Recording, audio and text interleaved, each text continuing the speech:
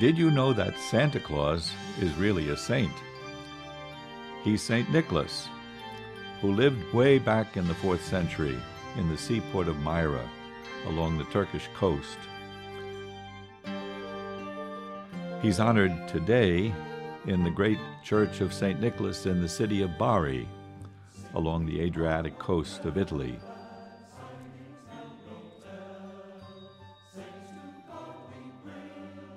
Let me tell you a story.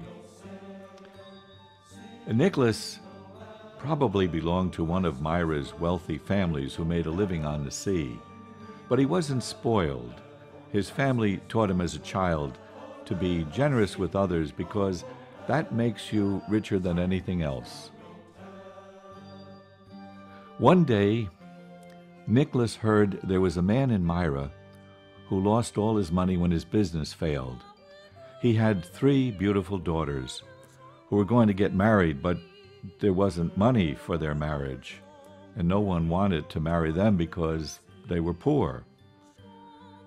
They didn't even have enough to eat, and so the father, in desperation, decided to sell one of his daughters into slavery so that the rest could survive. The night before she was to be sold, Nicholas came to the window of their house and tossed in a small bag of gold and then vanished in the night. The next morning, the father found the gold on the floor. He had no idea where it came from. He thought it was counterfeit, but it was real. He fell to his knees and he thanked God for this gift. And then he arranged for his first daughter's wedding. There was enough left for them to live for almost a year. But he kept wondering, who gave them the gold? Before the year ended, the family again had nothing, and the father, again desperate, decided his second daughter had to be sold. But Nicholas heard about it and came to the window at night and tossed in another bag of gold. Again, the father couldn't believe it. Who gave this gift? A year passed, and their money ran out once more. And one night, the father heard steps outside his house, and suddenly a bag of gold fell upon the floor. The man ran out and caught the stranger. It was Nicholas. "Why did you give us the gold?" the father asked. "Because you needed it," Nicholas answered. "But why didn't you let us know who you were?" the man asked. "Because it's good to give and only have God know about it," Nicholas answered. When the Bishop of Myra died, the people of the city, along with the neighboring bishops, came together in their cathedral to select a new bishop, and they prayed and asked God to point out who it would be.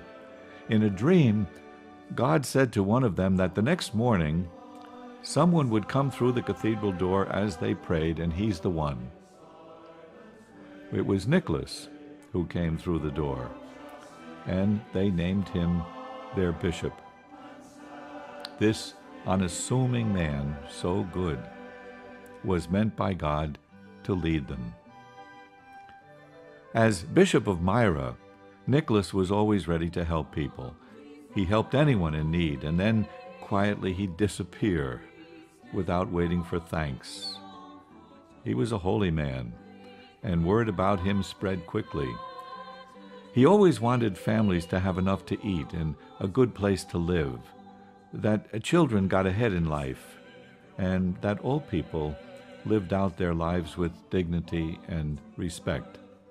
And he always loved the sailors on the sea. Without their ships, people wouldn't have food and the things that they need. But it's as one who loved children that Nicholas is best remembered today. While he lived, he gave little ones small gifts, candy, a toy. He always surprised children with his kindness. They learned from this holy man what a beautiful thing it is to give. We know St. Nicholas as Santa Claus.